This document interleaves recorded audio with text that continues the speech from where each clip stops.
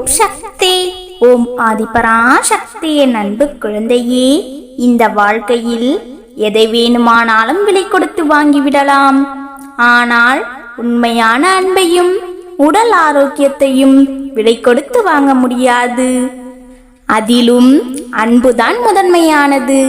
எத்தனை செல்வங்கள் இருந்தாலும் வாழ்க்கை என்பது அன்பான குடும்பத்துடன் மகிழ்ச்சியாக வாழும் பொழுதுதான் நிறைவு பெறும். ஆரம்பத்தில் அன்பாகவும் உயிராகவும் வரும் உறவுகள் நாட்கள் போக போக அவர்களின் குணங்கள் படிப்படியாக மாறிவிடுகிறது. எனவே குழந்தையே, யாருக்காகவும் உன்னை மாற்றிக்கொள்ளாதே.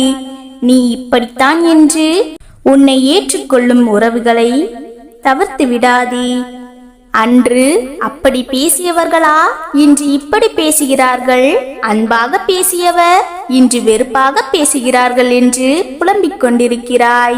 ஆரம்பத்தில் உன்னிடம் பொய்முகம் காட்டி உன்னை தன் வசமாக்கிவிட்டு பிறகு அவர்களின் சுய ரூபத்தை காட்டுகிறார்கள். அன்னை தந்தை தவிர வேறு எந்த உறவாக இருந்தாலும் புதிதாக உன்னிடம் அறிமுகமாகிறார்கள் என்றால் உன் மனதை விழித்து வைத்துக்கொள். எந்த அளவு பேச வேண்டும், எந்த இடத்தில் வைக்க வேண்டும் என்பதில் உறுதியாக இரு. புரிதல் ஏற்பட சில காலங்கள் ஆகும். அதன் பிறகு முடிவு செய். சிலர் பிறர் கால அன்பிற்கு பிறகுதான் உண்மையான புத்தியை வெளிப்படுத்துவார்கள். இவர்களின் இழுத்த இழப்பிற்கெல்லாம் நீ விலை போகாதே. உன் வழியில் நீ செல். இனி எல்லாம் நல்லதாகவே நடக்கும்.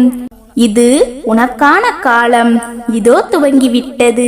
நீ படும் கஷ்டங்களும் வேதனைகளும் ஒரு முடிவிற்கு வந்துவிட்டது. இனி உன் வாழ்க்கையில் நீ கனவு கண்டிருப்பது போல ஒவ்வொன்றாக நிறைவேறும். அதனால் எதற்கும் கலங்காதி.